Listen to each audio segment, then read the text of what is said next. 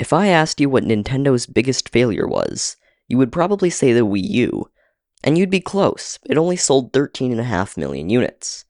Compare that to the Nintendo Switch at over 153 million, and you see why they call the Wii U a failure. But what if I told you there was a Nintendo console that never even got to 1 million? What if I told you there was a console not many people have heard of, and even fewer have actually played?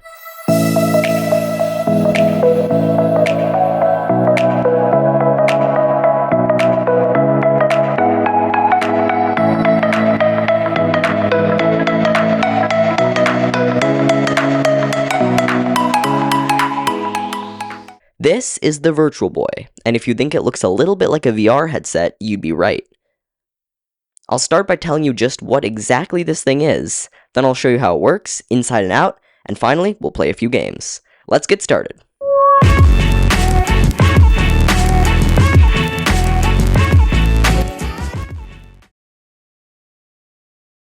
So, this is my Virtual Boy, and yeah, looking close up at it, it definitely looks like a VR headset. This thing was designed to be the world's first 3D gaming experience. The idea was instead of just looking at your flat games on a flat TV screen, you would look directly into the world of the game and experience 3D visuals and depth perception, just like you were living in the game itself. And the way this worked was these two little red screens. So the Virtual Boy was originally planned to be in full color, like a modern VR headset, but that was determined to be way too expensive, and red was the cheapest and brightest LED, so they decided to do that.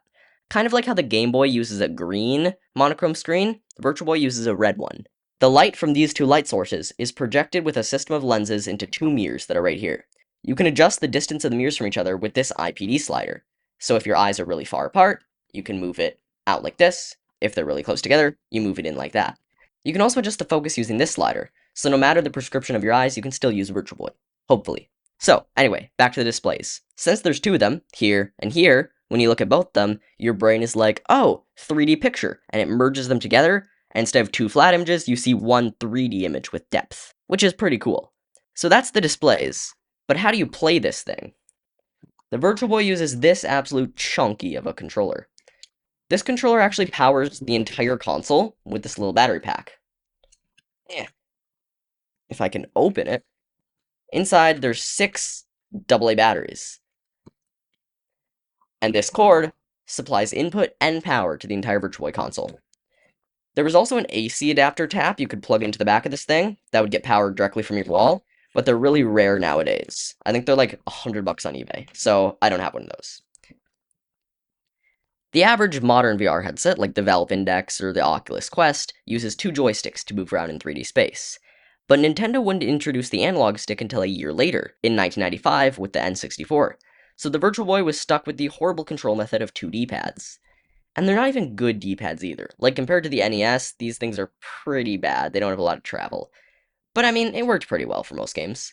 Apart from that, the rest of the console is similar to an SNES. You've got A and B, select and start, and then 2 shoulder buttons. There's also an on and off switch in the middle, and that's how you control the entire Virtual Boy. This controller is just weird, like it looks like a big M, and it is really comfortable to hold though. Anyway, once you've got your controller plugged in, you would put your Virtual Boy up on this stand. I'm not showing the Virtual Boy on the stand on my desk because it wouldn't fit, because the camera's right up there. But anyway, you basically put the stand here, you put the Virtual Boy in it, and then you just lean into the table, stick your face into it, and enjoy a great game of Mario Tennis. Speaking of Mario Tennis, these are the Virtual Boy's cartridges. They're a lot smaller than an N64 or SNES cartridge, but bigger than a Game Boy cartridge. I 3D printed these little dust caps to keep them nice. They work just like any other Nintendo cartridge. They've got a ROM flash memory chip in the middle that's transmitted over with a bunch of pins into a cartridge slot on the back of the Virtual Boy. Right there. So anyway, you want to play a game, take your cartridge, take your dust cap off, pop it in there, and then you take your controller, and you pop it in there. Then the Virtual Boy has a headphone jack, a volume slider, the clip for the stand, and you'll actually notice one more thing. This port right here, which is labeled EXT. What is that for? No one knows. The leading theory is EXT stands for extension, so it's probably a cable similar to the Game Boy Link cable. But Nintendo never manufactured one. A game like Mario Tennis actually technically had a little code to help it play multiplayer, but official multiplayer games and cables will never released. A few fans have managed to reverse engineer a Cat5 network cable into one of these ports and use it to connect two Virtual Boys. Then they've made a homebrew version of Mario Tennis that can actually play multiplayer, which is insane. But homebrew equipment for the Virtual Boy is very expensive. An average SD card flash cart is around $250, which is just crazy. The Virtual Boy homebrew market just isn't big enough compared to something like the Wii. So after doing all that, controller, cartridge, volume, you're ready to play. But how exactly does the Virtual Boy work? Let's open it up with this cheap little screwdriver I got off Amazon. It's time for a hardware deep dive. The Virtual Boy has 12 screws. 4 here, 2 under there, 4 more here, and then like 1 back there and 1 over there. These are GameBit screws. These are the same screws that hold together the GameCube, N64, and NES and SNES cartridges. We'll start by taking out the 4 that are on this stand right here.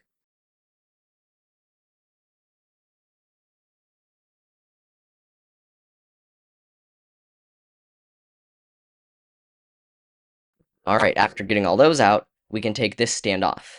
You gotta be pretty careful, because right there, that's the cartridge slot. That's what reads all your games, so you don't want to bend that at all, because then your games won't read, and if your games don't read, you're stuck. Anyway, now there are 1, 2, 3, 4, 6 more screws to get out. Alright, so all the screws are out. See, we've got a nice little pile of them right here. A few things to note. If you're just trying to replace this eye shield, you can take that off without even opening up the console. Now, if you open up your console, you gotta be very careful, because this black box right here, and this one right here, those are both speakers. And you don't want to mess those around too much when you're opening it, or have them fly off and the wires snap or anything. So we're just gonna open this very carefully, I guess. Okay, that came off a lot quicker than I thought it would. As you can see, there's the case. It's got the Nintendo repairs phone number. I wonder if that phone number still works. Once we open the console, we're immediately greeted by a lot of processing power. This green PCB is almost all of the power for the console. On top, you have the 3 processing chips. On the bottom, you have a Toshiba DRAM chip with 128 kilobytes of RAM. That's tiny. You've got 2 ribbon cables.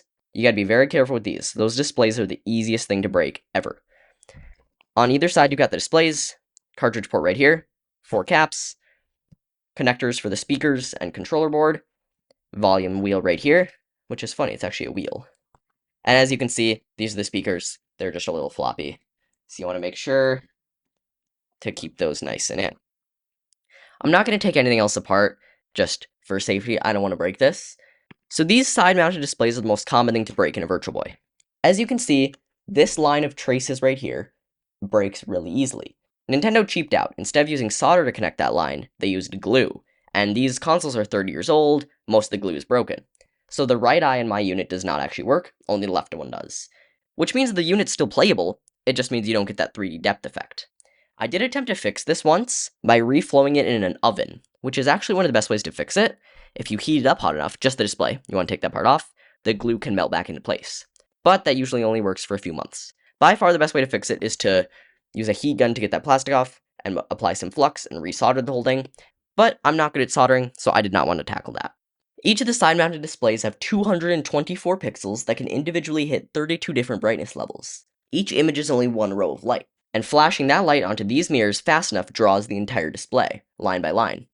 Each light line displays for just 52 millionths of a second. That's 2 million times faster than you blink your eyes. And the mirrors are controlled by a PCB that's underneath this one. It has an electromagnet and a crystal oscillator that tells the mirrors how fast to shake to beam light into your eyes.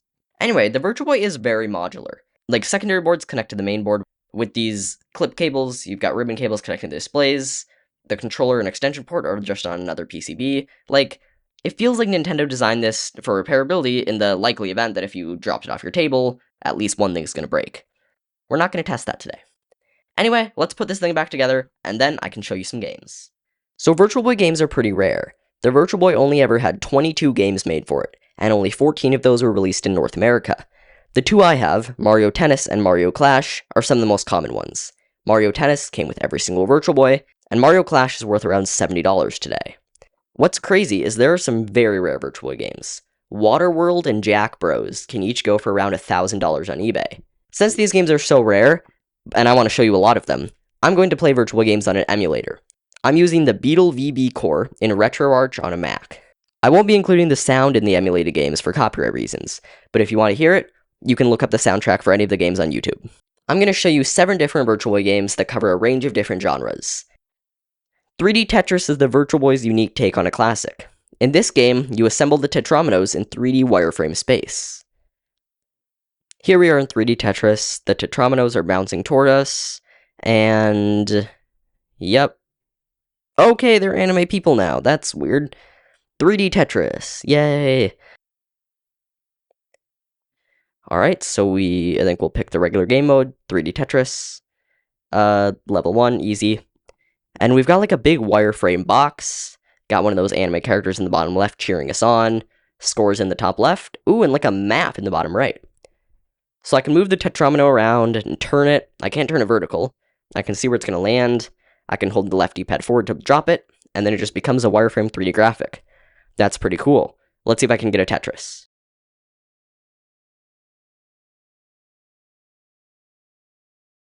Oh, it's a 2. Perfect. Alright.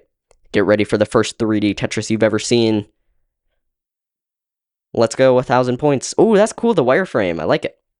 The Virtual Boy also had regular Game Boy style 2-dimensional Tetris, except it floats right in front of your face. Here's me getting a Tetris. And right here we have Wario Land. Oh, Wario comes in. He's flying a little plane, I think. He's giving us a big thumbs up. Look at that. Alright. Same game select screen as in Mario Land, 6 golden coins. And, oh, those are some fancy graphics right there. We've got some animated enemies. It's all in red, but somehow you don't even notice. Alright, we've got Wario. Oh, he's pretty buff. He can jump pretty high. Show off his muscles. Walk around. And oh my goodness, we have a swinging spike ball in 3D. Oh, and we absolutely lost. Alright. Oh, we gotta jump a gap and jump it. Pro skills coming in there. Made it. And then we've got a little cave. We'll go in the cave, load the new area. Question mark box. This is just a Mario game. Look at that. We got a coin. We got a box. We got a little frog with arms. Can we jump on him? Yeah. We got a bridge over some lava. Blocks we can break with our literal head. This is just a great Mario platformer. I love this. We can jump on top of the blocks. Run all the way over here. Oh, a lot of enemies. We got Flying Cloud. We got angry frogs with arms. Oh, they're poking us. Oh, no. We got big blocks this time. More frogs with arms. More question mark boxes. An onion. Oh, the onion makes us Big Wario again. Very nice. Jack Bros. This is the game that costs $1,000 in real life, but it's free if you play it on an emulator. Jack Frost? Jack Lantern? Or Jack Skeleton? I think we'll go with Jack Frost. Seems like the main character. They're all named Jack. I guess they're the Jack Bros. Alright, it's Halloween. Oh, do we have an opening cutscene on our Virtual Boy game? I think this is going to be a really long cutscene, so I'm going to skip through it. Alright, we drop onto a tree, and we can go in it. Very nice. Alright, we got a top-down world right here, and a little, like, Navi following us around, telling us what to do. Alright, there's a key. Yep, we'll just grab that. And, oh, slime absolutely hit us. Oh, we can shoot. Okay.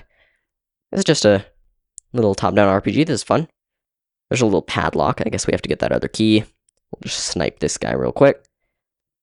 Oh, we only got 51 seconds. This is like a Mario level. We're timed. And we unlock the door with all 3 of our keys. Oh, now we get to jump down to the floor below. I hope we have a paraglider. Alright. And, oh my goodness. Alright, we took that fall like a champ. Alright, now we're jumping down. Oh man, only on the 3rd level we've got a boss. Oh, it's a big snake. Oh my goodness. Oh, it's shooting fire at us. Oh, it just keeps going. Oh my goodness. Oh, yep, we're cooked. I don't know if we have health. It's the numbers in the top left, I think. Snake is gone. Did we win? Nope, it's back. It's back, and we are almost dead. Oh, we're very dead. Look at that. Well, Jack Bros, difficult game. That's what I expected from a JRPG, and look at that, little Jack Frost. He's dead. Poor guy. Well, what a game that was. Next we have Mario Clash. This is the best Virtual Boy Mario game. It's a reimagining of the classic Mario Bros. Arcade game, but in 3D. Starts with a lovely cutscene, the best cutscene on the Virtual Boy. Look at all those clouds it's rendering. These are PS5 level graphics. We're rendering individual clouds. What other game can do that? And we got an airship. It's Bowser. We're going to skip the cutscene because it's very long. So this game apparently has 100 different levels. which is just insane. We'll start by turning our brightness up. Head up level 1. Here we go. We drop down from a little rope. Look at that. We can jump. We can slap. Gonna jump on top of this guy. Very nice. And then I think we can just, okay, take that guy out. And we can go through the pipes to move around the level. So apparently in the later levels, there's like levels floating in the sky, and you can use pipes to get between. And we took 2 out in 1, so we got a technical bonus. Very nice. And yeah, that's about it. There's 100 levels, and they get much harder in difficulty. Alright, we got some Mario Tennis. It's just single-player tennis with Mario characters, but the depth effect makes it great.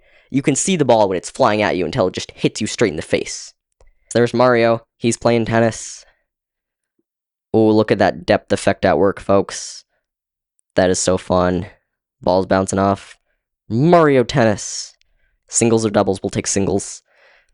We can pick our character. We got Mario, Luigi, Princess, Yoshi, Toad, Koopa.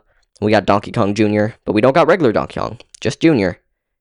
I think we'll be Yoshi, and we will play against Luigi. That sounds good. Green versus green. Look at that depth effect. We're in the front, Luigi's in the back. He's going to hit the ball at us, and, oh, we hit it back. This game's pretty difficult. You got to time it very well, and we lost. Notice Lakitu is keeping the score in the top right. Lakitu seems to keep the score in everything, like Mario Party, Mario Kart. He's just the scorekeeper, dude. Alright, we're terrible at this game. Oh, doing good, doing good. Nope, yep, terrible. Just like regular tennis, so it's 15, then 30, then 40, then like match point or something, and then you lose. And then it all starts over again. Yep, look at that. We lose 40-0. Are we winning? No, we are not. We hit the ball. Luigi hits the ball. And, oh, we hit the ball again. Oh my goodness, I did not expect to do that. Gotta have good timing, and look at that. I didn't. Alright, game. Luigi wins. Well, look at that. That's Mario Tennis. Oh, Nintendo logo fills the screen. Nintendo presents Nestor's Funky Bowling. Some good graphics we got here. So apparently this game is like the Wii Sports before the Wii Sports. Yeah, we'll just set all these settings on regular. Enter your name. There's only 4. My name is not 4 letters, so you know what? Bill. We are Bill. Crazy that the character's name is Nestor, but Nestor couldn't even fit his name, because he only got 4 letters. Poor Nestor. But yay for Bill. Alright, here we go. Oh, we gotta, like, time it. Yeah, that was not great. We're in the gutter. Oh, Nestor's not happy. Oh, he's pulling his hair out. Oh, my goodness. Actually, Bill. Forgot. It's Bill, not Nestor. Alright, we bowl perfectly straight down the lane. And yet we get, like, 2 pins. Is Nestor happy? Oh, he's blowing up. He's mad.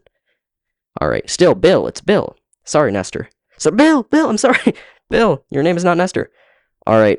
Oh, man, we're making Nestor. Bill, angry today. Man, I cannot get the name right. I better quit this game. And now we have Red Alarm.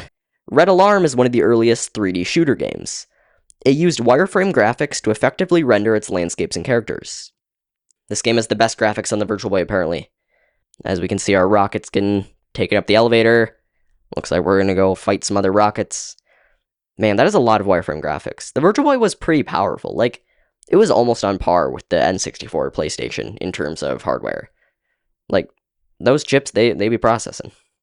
Something tells me this is gonna be like one of the most polished games. Oh, we do a fancy little spin. Alright. And, oh, very nice intro screen. Red Alarm. Red Alarm by T&E Soft. We'll go ahead and start that up. The Virtual Boy has very fast loading times. Compared to something like the N64, it's a welcome change. Oh my goodness, that's a lot of heads-up display. I see the words homing, booster, fuel, speed. It's in kilometers an hour. I'm American, I can't handle kilometers. What are we doing? Alright, we're shooting these guys. Oh, okay, aiming's pretty easy.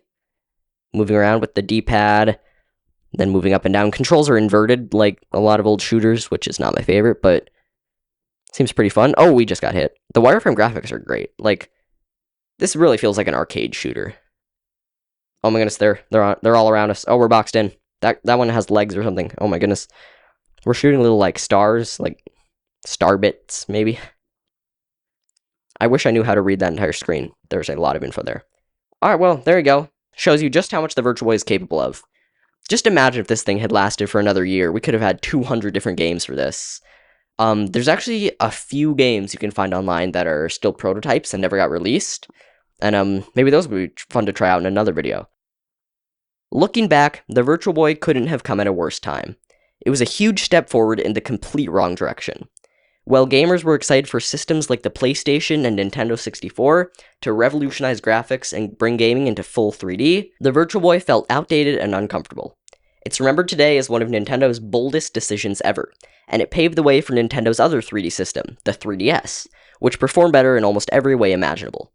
I hope this video inspires you to go and start up your old Virtual Boy if you have one, look into getting one, or try out some games on an emulator. This was by far my biggest YouTube video yet. I want to thank my uncle for giving me his old Virtual Boy. It's definitely the coolest console in my collection.